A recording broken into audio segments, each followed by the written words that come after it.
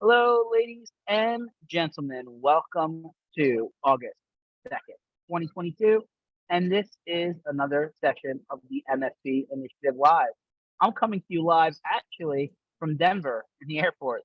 Um, hey, nice background to the session today. So hopefully not too noisy. But was in Chicago just this morning for the last couple of days.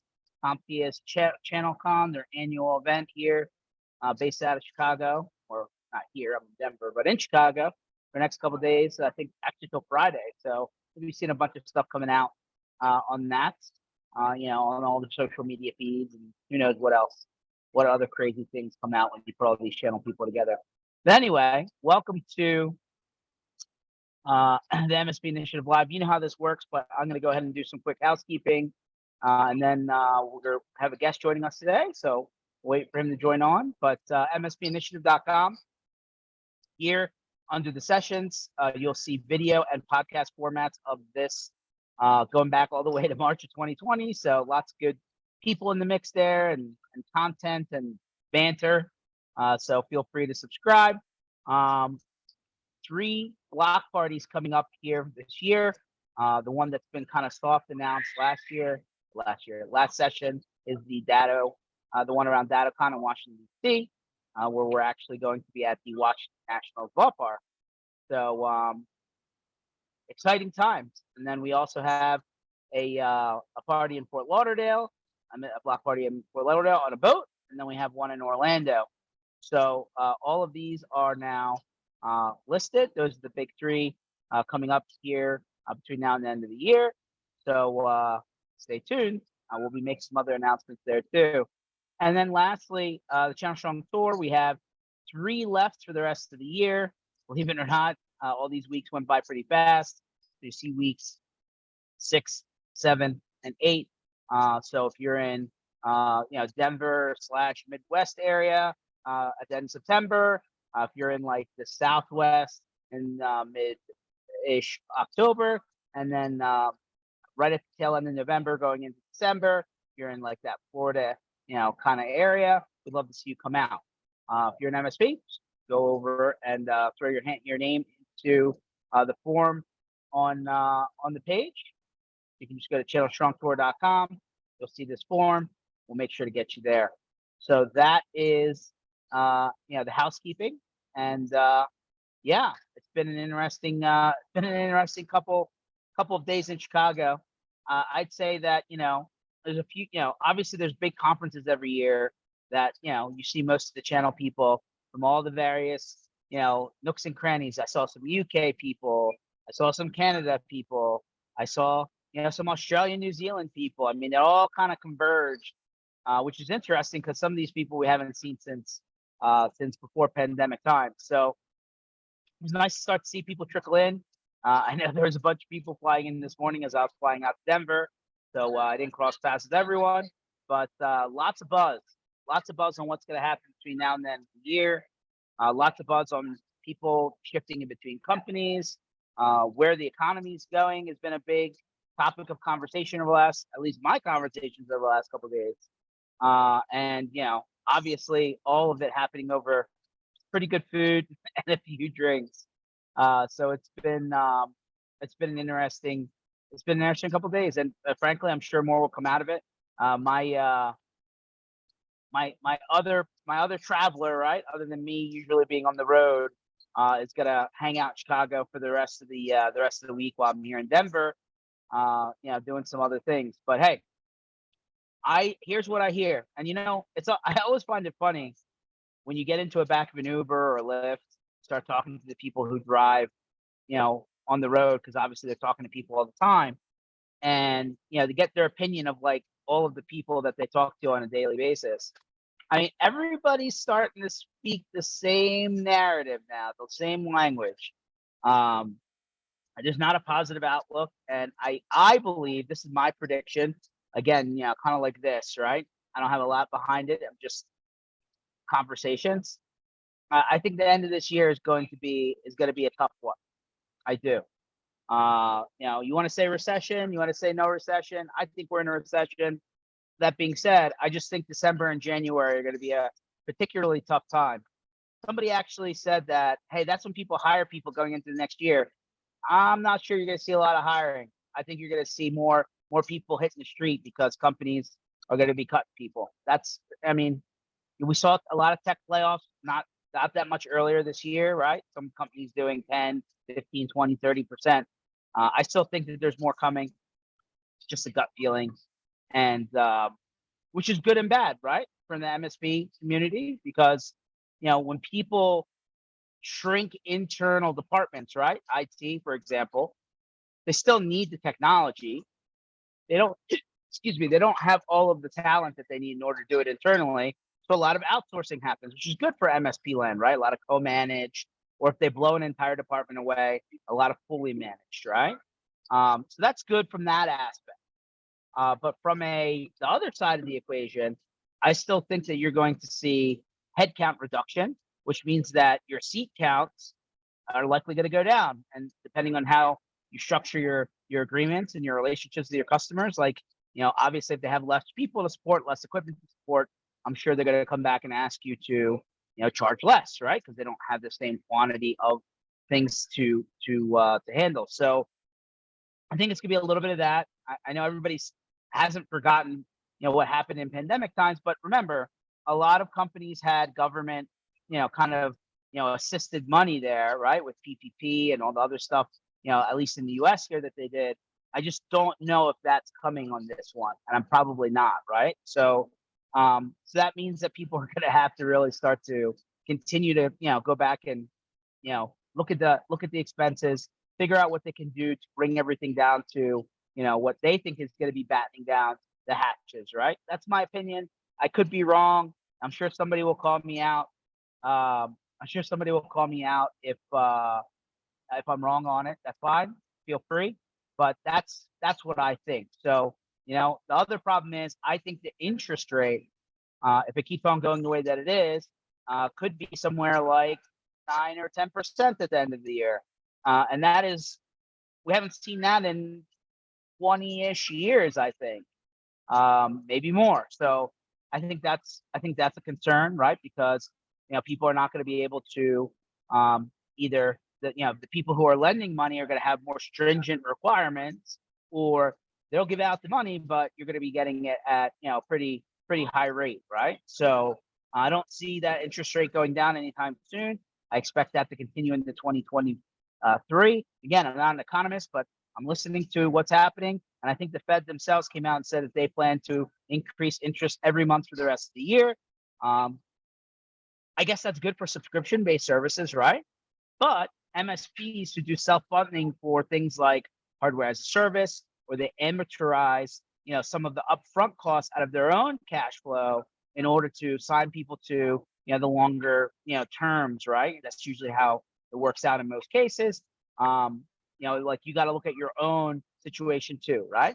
Because there is a cost of money, and yeah, I think that's going to, that's something you got to all really think about. Like, what does it look like? How do you close out 2022, and like, how do you be, smart but conservative for 2023, or at least the beginning part of it. I'll call that George's finance corner. I just, I couldn't help, like, literally every conversation this part of it was in there, and yeah, it was worth mentioning because you're not already seeing it. It's time to think about it. So there's that. For all those people that are waiting to fix their iPhones or get a new one, this is the month usually where crazy discounting occurs. Because they come out the new one in September. So all of the carriers want to, like, kind of, empty out their inventory for August. So if you aren't, if you're looking for a pretty heavily discounted upgrade to your phone, maybe not the newest one, but because the new ones are coming out next month, or if you have family members that are really old phones or whatever, it could be time to pay attention to all the deals that are coming out this month and take advantage, because it's coming.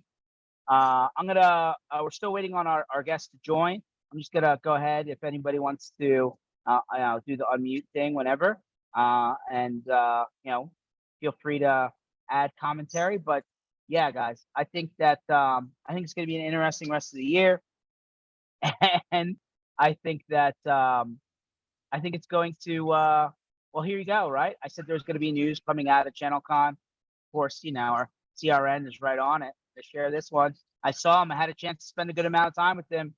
Let me close this ad. Here you go. There's a massive opportunity for the channel right now. Okay. Like I said, people need the technology. Not arguing about that point, right? But ultimately, you got to be able to be ready to pivot, like some of the guys did early pandemic, and take advantage of what's happening upstream, and companies really cutting personnel or even cutting salaries, and there's people leaving. So I think Rob's not wrong here on there's a massive opportunity for the channel right now, but I think you got to be strategic. I don't think it's just going to be automatic. Of course, they talk about the Datto gets the idea. Can't get away from that one on any time you see anybody attached to Datto. But yeah, should be interesting. I'm sure there's more stuff coming out of ChannelCon. I'll keep an eye out for it. And there he is, coming on to the show, Mr. Chris Leffingwell. I got you, Chris. Welcome. How's so Chris is based out of. Guys, sorry, yeah. Sorry. No worries. He's going in, he's going out. I'll give him a chance to kind of sync up. But Chris is VP of Sales at a company called VIP Technology Solutions. If you haven't seen Chris around, the various circles, he has a really, really great company that is based out of Oklahoma. And Chris, if you don't mind, if you could give people a little bit of background on yourself and your journey through technology land, and maybe some info on the company, and then we can talk shop a little bit. Sure. Yeah. Can you guys hear me okay? All right. Hey, Chris Leffingwell, as George said, with VIP Technology Solutions Group. We are, let's see, I guess we're pushing about 65 employees now with the recent acquisition in the OKC area. And we started in 93, 98, and 01. And we are a merger acquisition that came together in about 2009 that brought what was the early stages of an MSP type program. So obviously networking, desktop computing, etc. That was bleeding edge at the time. And then we have a telephony division, structured cabling division, and then a services division. And those have complement each other very nicely over the years. This OKC acquisition added 15 employees recently, and that was strictly a telephony company. So that's really a cool thing for us, as we've developed our MSP business over the years to well in excess of 7 figures annually on the MSP side. This has added a component. That company was strictly a voice-only acquisition, and their customer base, they didn't have an MSP division. They didn't offer MSP. Our first, this is really exciting because it's actually closing today. This is crazy. It's happening today. It's a hospital organization that had an initial bid of a $300,000 annual contract, and they are signing that and voting that in on their financial meeting today. So wow. Come from operating literally out of a garage in 1998 to we now have locations in 3 major cities in Oklahoma, and we are actually looking at a Colorado-based location currently. I'll take some cards here at the airport in Denver and see if I find anybody for you. Works for me, man. Works for me, George. So that's awesome. I mean, it sounds like the company's doing well in Oklahoma. Yeah. I mean, a lot of people haven't even been to that state. I mean, they were like, "Is there anybody in Oklahoma?" Apparently, there is, because Chris has a pretty good business that's going on over there. What's your? You guys so you said hospital. Are you heavier in healthcare as a vertical, or are you all over the map? Yeah, I mean, really, that's a great question, George, and it's so the company that I started actually was medical back in '98. It was really dental and ophthalmology focused, and that was a really good base. But I figured out real quick that there's essentially three things. One of these you're going to laugh at, but there's three things that are not really ever going to get hurt in a good economy, bad economy, etc. Medical, banking, and pet pet supply, pet grooming, anything having to do with pets. Challenge me Wow. on that. I dare you to. That's actually been a great industry for us, and so those are great verticals. But then the other one is for us is education and small government. We've actually stayed away from state government.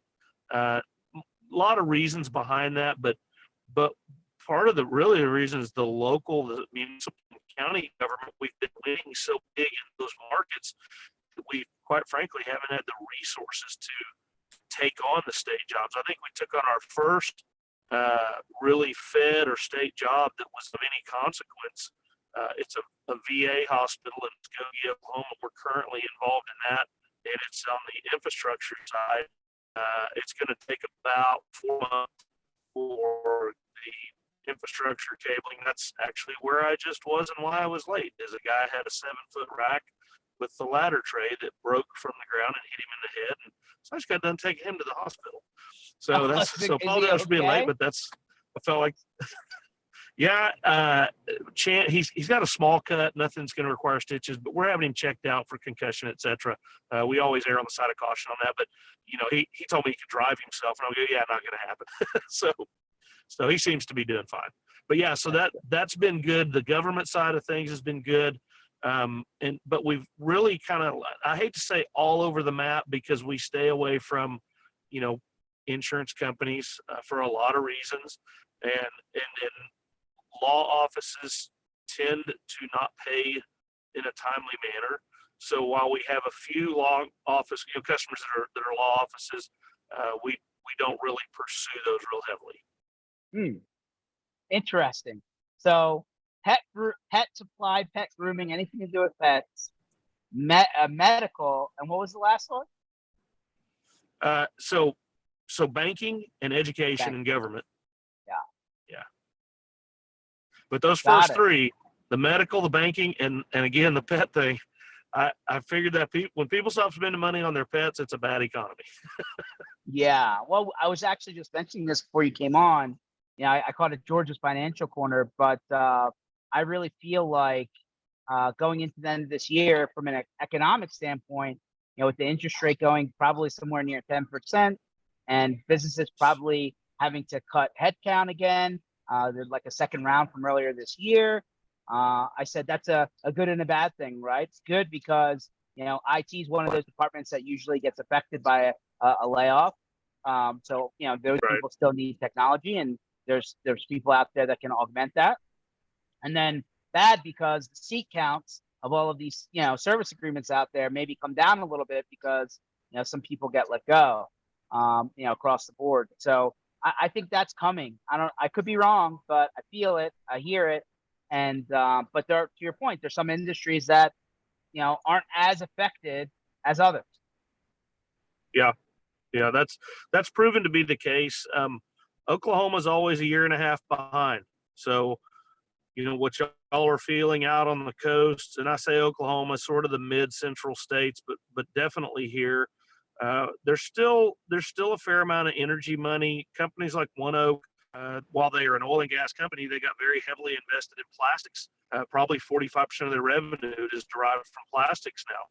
So there are a lot of companies that got into metal fab, different things that while they are energy originated companies, they've found ways to augment when oil and gas is down. They've got other ways to make money with a petroleum product.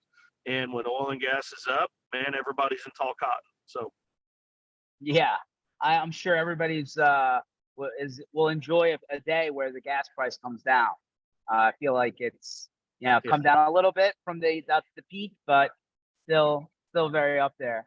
Do you so you have a telephony focus, you have a cabling focus, obviously you have the managed services side and cloud and all of that stuff.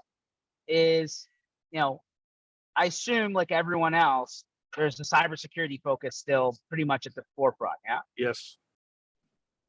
And then is there still, I had a gentleman on the last call from Nord Security, and he said that he had listened to a session with the CEO of Amazon Web Services, and he said less than 5% of IT spending is in the cloud.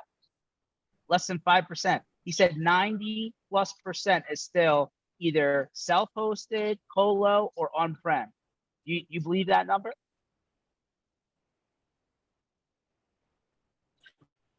I'm not going to challenge a guy that's paycheck is probably substantially larger than mine. But yeah, that's in our customer base. I would probably now I'll challenge that, but I'll say within certain industries, because you go, well, cloud, what I would say cloud business. I mean, virtually all telephony, for the very small part is still prem based. So virtually all telephony is in the cloud. So just from that standpoint alone, I would say he was likely referring to one maybe specific thing. In Oklahoma, and so we. We lost Chris. He's on a little bit of a shaky connection there. That's okay. We'll wait for him to come back, and we'll continue on what he's seeing in his part of the world. Matthew Fox, how you doing today, buddy? You hanging a light again, or what project you working on today? I'm working on a turkey sandwich today. A turkey sandwich. That's good. That's good. I had Shake Shack for lunch. I hate the fact that you said that, because the entire time I've been watching, my eye keeps going to the left and looking at the Shake Shack logo behind you. Yeah, oh yeah, it's there. It's right here. Chris, you back with us, buddy? You're muted. You're muted. But yeah, by the way, this Shake Shack has a shake bar. Shake Shack bar. The guy said it's the only Shake Shack in the world that has a bar. And I said, oh, cool. Can I eat in the bar? He's like, yeah. I was like, okay, I'm going to bypass this line. That's pretty fancy, but I tell you what, George, next time you're in New York City, we'll go down to Penn Station into the kind of strangely clean Shake Shack that's down there in the mess that is Penn Station. We'll have a sandwich together. Oh, okay. All right. It's not a cheesesteak, but I'll take it. Hey, you know what? I'll come to Philly. I'll make it happen.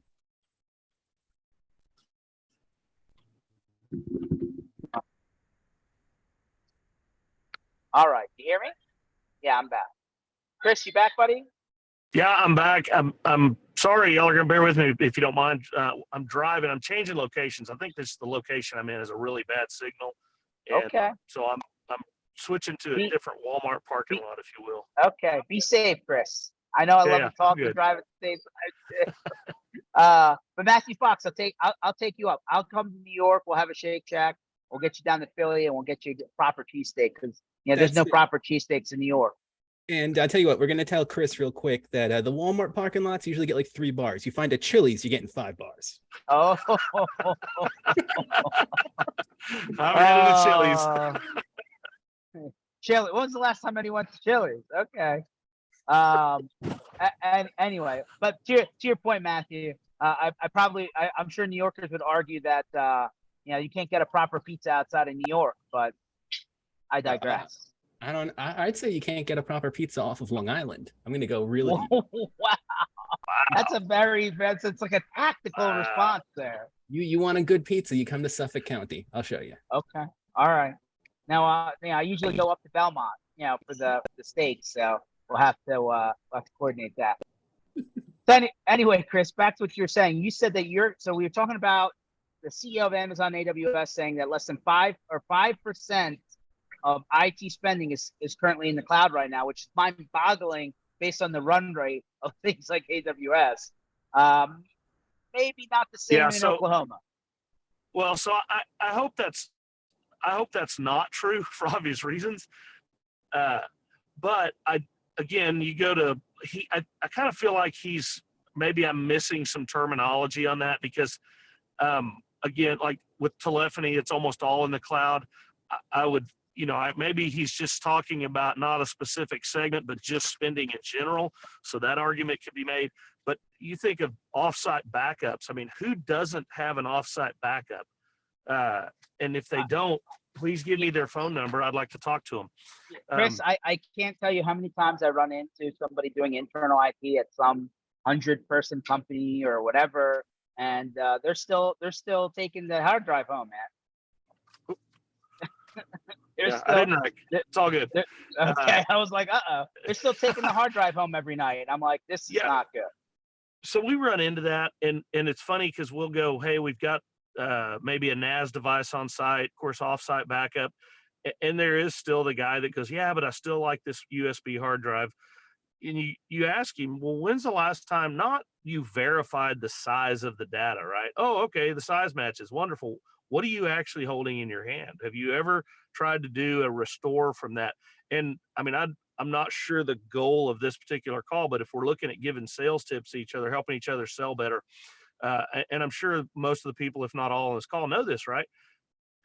Challenge your customers backup, challenge your competition's backup. If they say they're doing an offsite backup, one of the first things I'll do is, hey, tonight, why don't you unplug your cable modem or your T1, like whatever your connection is, and see if you get a call in the morning that says your backup didn't run last night, or an email or something that identifies, hey man, you missed a backup, or whatever reporting mechanism they have. And if you don't, guess what? Chances are they're not watching it either. And so, like, hey, here's all these different things that we say, here's less than 5% of spending. Okay, then what is that spending on? And that's why I go, in our industry, the spending is being spent. So cloud computing, okay, does that mean we're taking a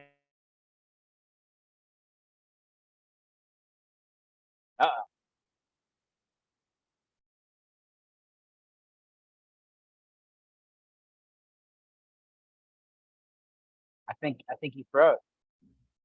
All right. I thought it was me. I was like, did I freeze?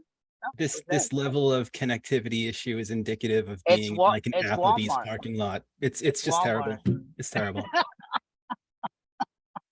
I mean, the airport Wi-Fi's looks working real good. What can I say? It's but that Shake Shack right back here. But that Shake Shack's got like 18G antennas for you guys to use. That's what it is. Hey, 5G, it's real, right? I don't think so. I don't know where I got you. Yeah, so I'm going to go to just audio, if that's cool. And y'all can just imagine how good I look and my hand motions there. So 5G didn't get too far in your part of the world, huh? Man, I'm running 5 bars of 5G right here. And yeah, so that's crazy. I don't know what's going on. I'm looking at 2 cell towers. So not sure what's up. Well, but technology, but yeah, so it's great when it works. It's horrible when it doesn't. Right. So yeah, so we're experiencing really an uptick, and I would argue, like, if as I've been thinking through how to answer this, man, 20, 25, maybe even as much as 30% of so taking out the structured cabling, taking out the telephony, just on what I'll call the computer network MSP side of the house, man, 25, 30% is cloud, some form of cloud spending. I mean, here's the thing. They're saying that it will take, and then again, just kind of repeating what our friend from Nord said last session, that it's gonna, the spending only converts something like 2 to 4% every year to the other side, right? So it's gonna take a really long time to move the needle to like 50-50. Right.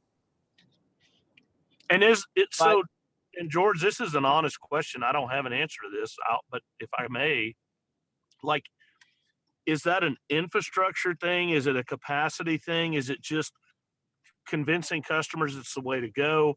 And then is if the answer to the first two is, yeah, it's capacity and infrastructure, okay, is the spend worth the return? Is there an ROI better than what? I mean, obviously those services are being handled somehow, and that money's being spent somewhere. So is that return, is the value there? Or is that something that we'll see in the future? I think part of it is education, right? Like, if it ain't, the whole idea of if it ain't broke, don't fix it, it's still around. and like they Right. just keep things the same because they've been working that way the whole time. And number two, a lot of people are still concerned about knowing exactly where the data is being stored, and whether it's their own private private cloud, where they're buying servers, putting in the rack, or they can actually see the freaking hard drive in front of them. Like these people are a little bit skittish on not having their data, like literally, they could touch it. That was what the theory was on why people just haven't really adopted cloud faster. So I don't know. And that's fair. I mean, that's fair. I'm thinking of the wording of the question is more, I guess, what I'm hung up on is, I will find us- you know what, while you're thinking about it, let me find the exact quote, and that way we could be a little bit even more specific about what it was that was said. But yeah, I was when he brought it up, I was like, that can't be right. But apparently, with the billions and billions and billions of dollars of money being spent, like such a small percentage it's actually in the cloud. I was like, it almost doesn't make sense. But apparently, when you have decades of on-premise computing, I mean, it's going to take a minute, I guess. yeah. And you, I mean, yeah, so again, I just look at our revenue stream. Maybe and being 100% fair, we got a bunch of cavemen and Vikings around here that hey man, look, it's fire, and they go, ooh, fire. So turning their heads to go cloud computing, in spite of the fact that we've got a lot of manufacturing and oil and gas production, we do have guys that understand money. And when you show them the cost of the equipment and everything else over time, and moving things into a cloud computing environment, how it does put more money in their pocket, especially over a 10-year run. That's a pretty easy sell for us, and it should be in pretty much any market. And sometimes I guess it's not, but that's been the motivating factor here. This environment that we're in right now of sort of a I'll say more than sort of a supply chain, problem and supply shortage and all that. And then just desktop computing and lead times and everything else, man, getting people to convert to cloud right now has been extremely easy. So here we go. I found it. Thank you, Tyler from Nord. I'll have to give him some props here. But so the article says CEO says cloud less than 5% of all IT spending. And then basically they go into this and say across the globe, there's been surging into the cloud, but Amazon CEO says cloud still accounts for less than 5% of global IT spending. So and then he's like, that's a shocker headline. Well, it is. So they're saying that 80 to 85% of workloads have yet to be moved to the cloud. Yeah. So, I mean, that, again, I'm not going to argue with somebody I haven't done enough research to make an argument against that. Our numbers demonstrate a higher percentage than that. But that also encourages me that there's a much larger market that we still have yet to tap.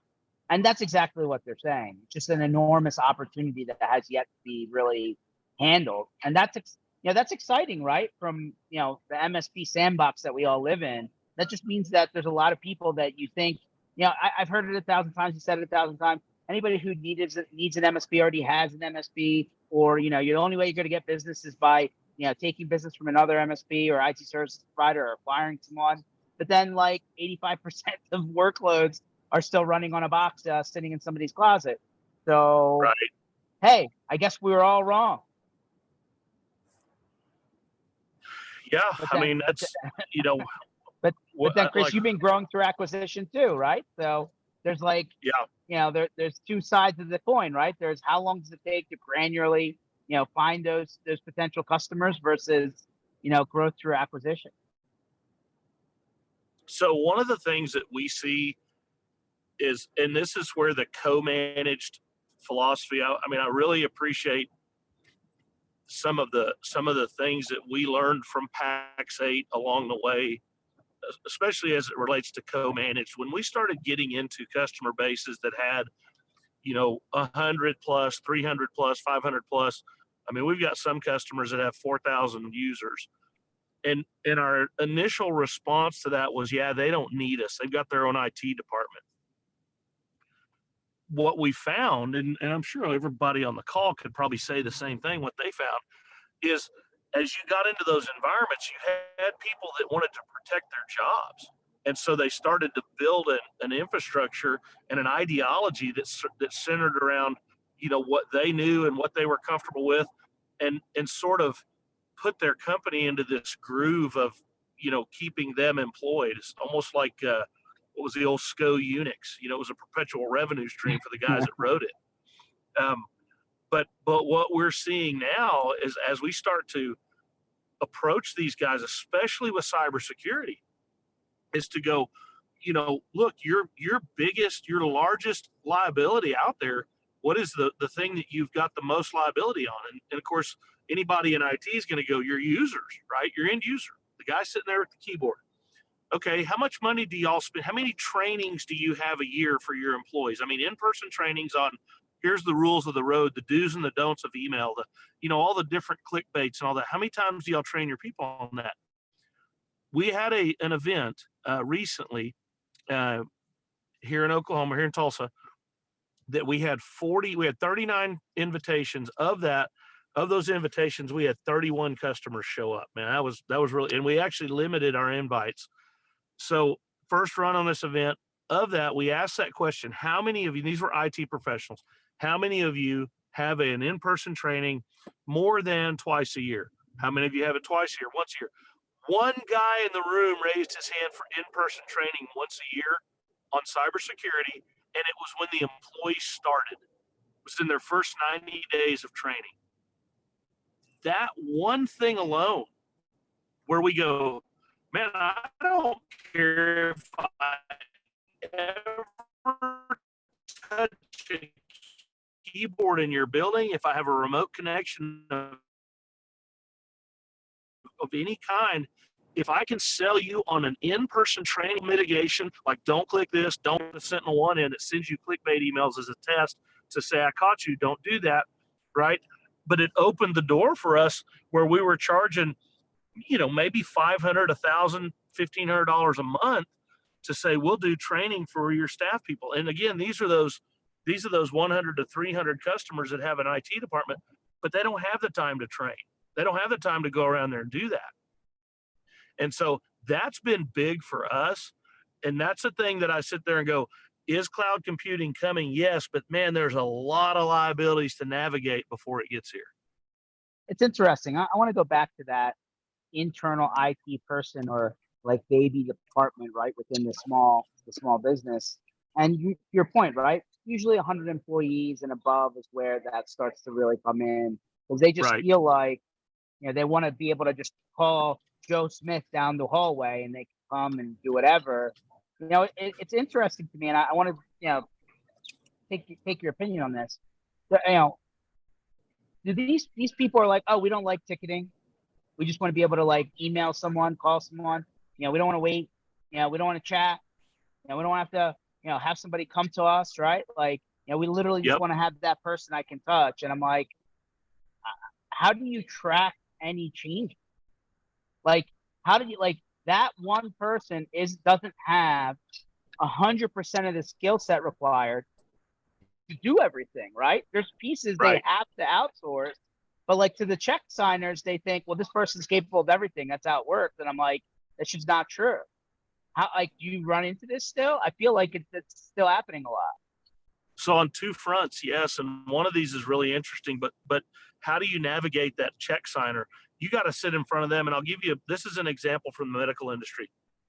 Several years ago, digital x-ray came to the table, and one of the ways that all of these manufacturers, Siemens, Nixdorf, Kodak, GE, what you're going to do is you're going to get rid of your cost of silver disposal each month, and the cost of physical film goes away. So all of these doctors bought into the concept of digital x-ray, and they made this assumption based on the way it was sold that guess what? My recurring expense on x-rays has now gone away forever.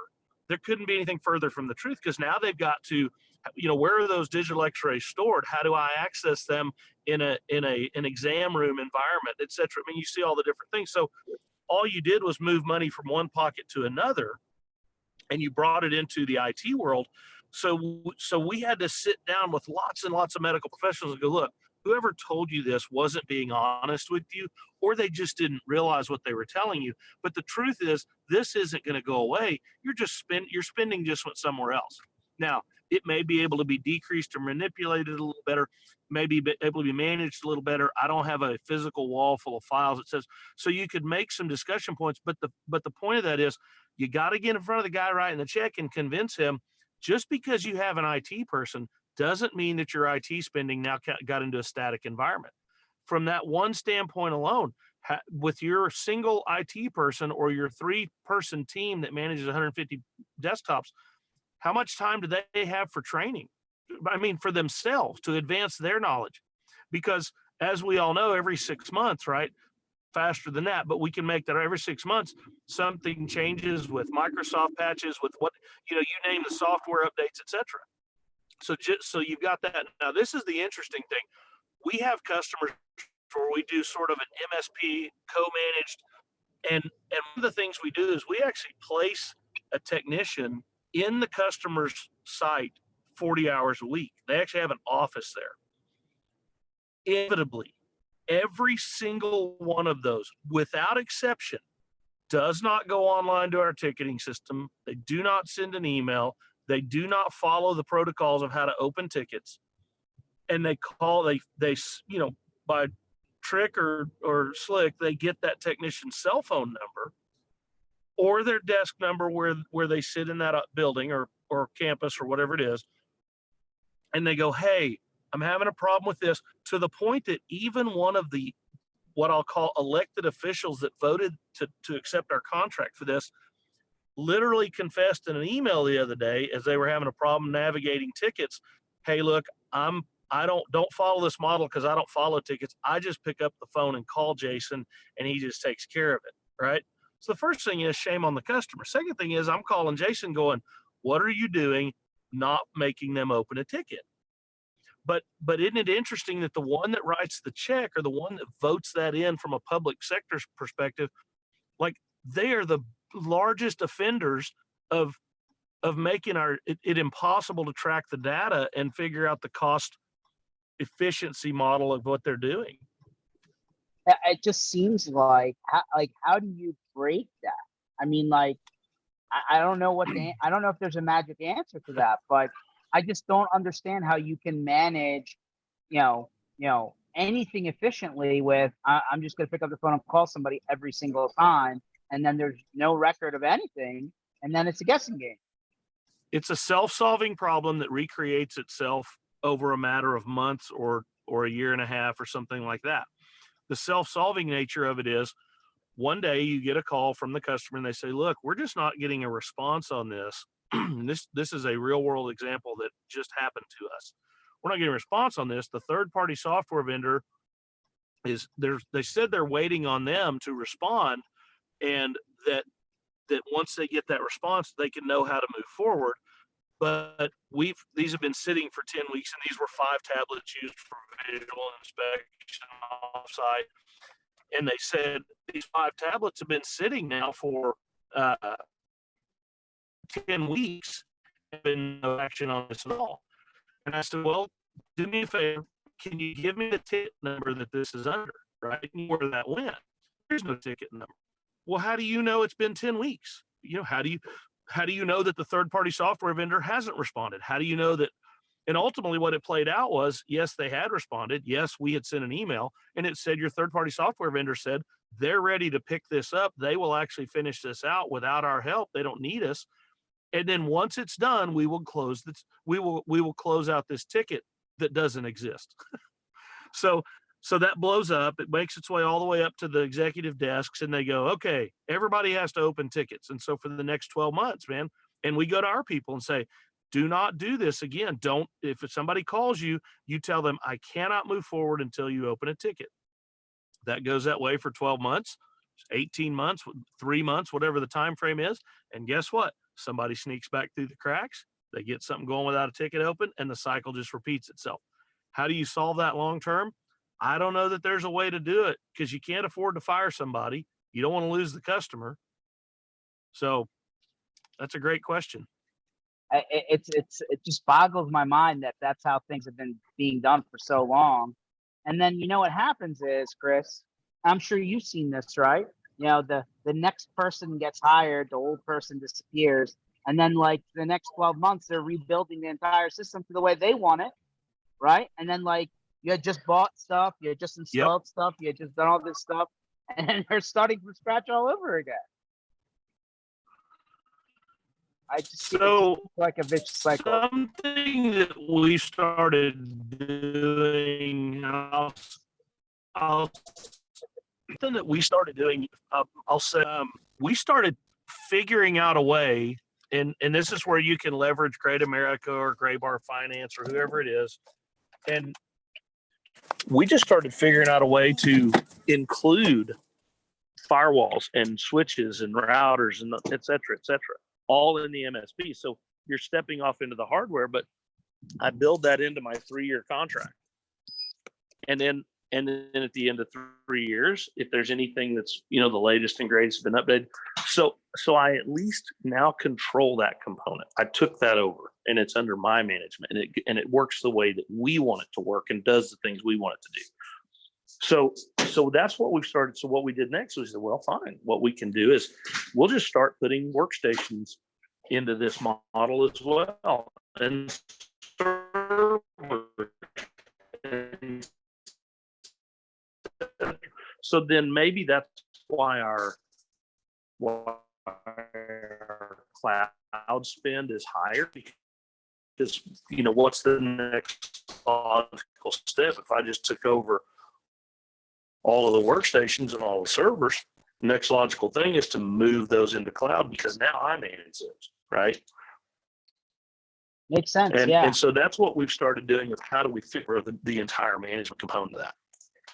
Yeah, it's I feel like that size organization, Chris, and there's just so many of them out there, you know, that they wait. Either an event happens, and an event could be a cyber event, an event could be the system broke down, an event could be somebody left.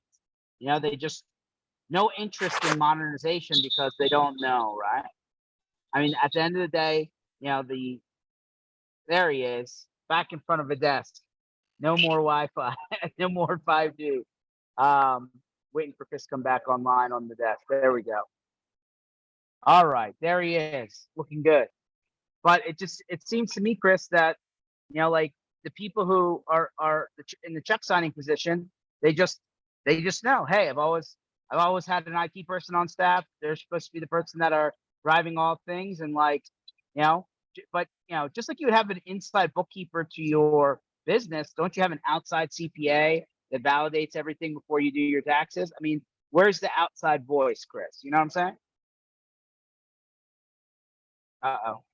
Still getting audio corrected there, buddy? Matthew Fox, did you put your Uber Eats in for Shake Shack? Oh, you know, I got this turkey sandwich I'm enjoying so much, and I think Oh, I'm thinking the turkey Chili's instead of sandwich. Shake Shack now. Oh, Chili's. I don't know. Sade might have to meet you at Chili's. Oh, I gotta tell you, you know, I was an internal IT director for like 15 years before moving into the MSP space and moving into marketing, and a lot of what I'm hearing today is giving me some crazy flashbacks. Right? I had to defend myself a number of times against an MSP back in 2005, that far back. And Okay, what happened? they lost out twice. In 2007, I decided to move on to another company. So we called them back. They came in, they did a pretty good job, you know, but by then I had docs in place. I worked with a lot of people that I think put me on the right track. I mean, like the COO and the CFO of the organization I worked for were both former IBM execs. So everything I was thinking was in terms of business services and exactly how they would function. So everything was documented. I was a sole IT guy. We had 16 sites around the world. I had built out a disaster recovery cabinet on the West Coast, which worked out well during the blackout of 2003. And it was only because I had the right guidance at the top level and the resources needed to get things done. Had I been a one-person show without those advantages, things would have fallen apart, period. I mean, you're in a unique position where the people upstairs actually valued that. I mean, but they knew, right? They came from a background where they understood the game, right? They understood the need for standards and proper documentation in every single thing that MSPs push to their customers these days. Absolutely. Amazing. You were a diamond in the rough there, pal. Yeah, and then I burnt out and went into marketing. Of course. And marketing's just as fun. You with us, Chris? Yep, I'm here. All right, awesome. So no, I get what you're saying. And you know what? I just think that, in my opinion, guys that are dealing with sub 100 employee style customers versus guys that are dealing a little bit more upstream, I feel like it is a slightly different approach, right? Like the conversation's different, the structuring of how the deal is different. And, I think that people who are looking to kind of graduate into the next level, right? Coming into this next, kind of financial downturn coming around the corner. They need, sometimes they don't reach out for help, right? Like, ask people who have figured it out, like you, Chris, like you, Matthew, who, understand what's happened in the past. And then they kind of stumble forward a little bit to try and figure out how to do it. But it is different. That larger organization just runs differently than the sub 100. Yeah, that's true. That's true. Yeah. And, maybe one of the things that, and this is, you mentioned history. We've kind of lived through maybe not this exact time in history, obviously, but similar instances, similar circumstances. And one of the things that that I tend to forget in my daily thought processes is, how did we get here? And what did we do in that sub 100 space and sub 20 space, right? And so relationships obviously is huge, but then you're dealing with this culture that doesn't meet for whatever reason, whether it be some kind of a COVID related, not meet face to face, or everybody wants to do Zoom, or it's a lot easier to be detached. So let's talk about how do you get past that? I got to have a gimmick. And I mean, that sounds very carnivalistic, but it's true. And that is, as we go through this, we go, hey, here's my gimmick. We did a trade show the other day that all these people have a little putting green that you win this prize or whatever. We did axe throwing. Guess who had the most people come to their trade show booth? Right? 370 in one day that left. Wow. that dropped business cards. So wait a minute. Hold on a second. You were doing axe throwing at the trade show booth? So it's a trade. Look it up. Just go to your trade show swag or whatever trade show, gimmick, whatever. But it's completely harmless. Other than if I threw it hard enough, obviously it might hurt somebody. But they're not real axes. They're sort of a plastic axe. It's got the little dimpled thing that they stick in. But it was just, I mean, that's the culture thing right now, at least in the Midwest, is in the central states, is everybody's into axe throwing. There's actually leagues. There's actually, it's the craziest thing. So what was the interesting thing to me was what put me onto that was we did a trade show earlier this year that was a total bust. And I could tell when I got there, I was like, this is going to suck. This is a dry hole. In the oil and gas industry, they call it a dry hole. And I go, this is a dry hole, guys. So what do? We all go out, we find out what kind of swag people are giving away and how do what was cool that we would say we would want that. And then I start going, what's drawing people to booths? And I literally looked at our marketing girl. I go, find me something that's going to get people to come to our booth. I don't care what it is, right? If it's like a mock hand grenade throwing, whatever it is, just like get me something that gets people to the booth. That's what she came back with, home run. So the point of that is, I don't care what the economy is. What is the culture of that economy? What's the culture of IT right now? What's driving the spend? So if it's not cloud computing and it's somehow some combination of on-site, off-site, cloud, internal, whatever it is, figure out the culture that you're dealing with. Then how do I take and convert that culture? I start to take over components of that. So we did the training thing. Well, the training thing led us to be able to look in the closet and kind of peek behind the curtain and go, what are you using? What kind of hardware do you have? What kind of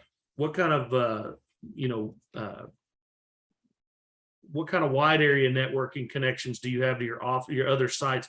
Or let's take that down to that sub 50 level. What kind of firewall do you use? Is it a software or hardware firewall? That may affect, how different devices like your phones operate. Are you able to VLAN things out and break? So you see how you start by using training, which was a physical in-person, or you can do it remotely or in a Zoom environment, but where we're using training of how to navigate cybersecurity to start to pick up little pieces.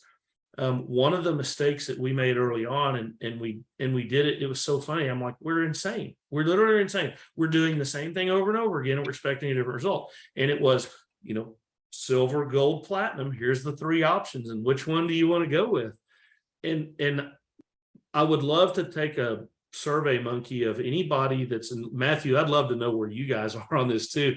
Like how many, if you looked at a percentage of closes based on just those 3 packages that you had, that you were just like, that was your brainchild. And you went, man, these are the 3, this is the ticket.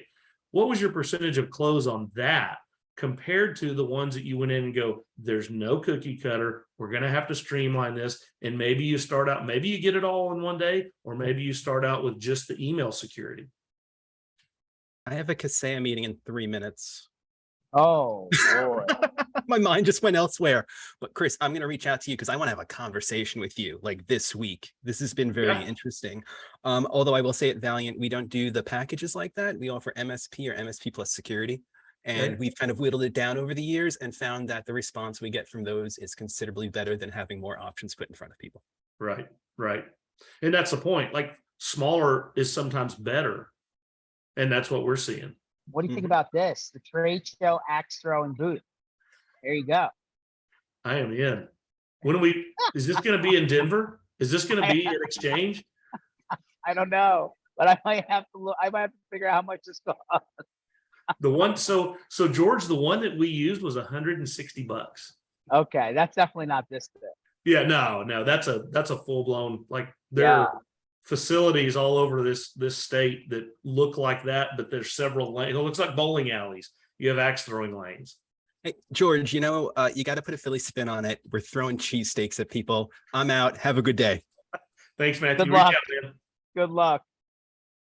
Well, Chris, we're gonna definitely have you on again. I know that we're coming to Tulsa on the next Channel Strong tour, so super excited to kind of get in your backyard and see what it's all about. Right, man. So that'll be a good time. If you want to go check out Tulsa, you want to meet us on the tour, check out channelstrongtour.com, and then you can like pick Chris's brain in person. I mean, this is where you learn, and I bet you Matthew and you're gonna have a great conversation after this because that's where people connect. I wish we just did it in person, but hey, Zoom is Zoom. Chris, I really appreciate you jumping on it. I hope your employee is okay with the network rack thing. I got a text a little bit ago. He's good to go. Okay, good. I was like, uh-oh, something's wrong. I was like, Chris got stuck somewhere, but now we know that the 5G in the Walmart parking lot's not good. It's not good. There you go. Hey, George, Appreciate thanks for having me on, man. Thank you. I appreciate it. You got it. Take it easy. See you.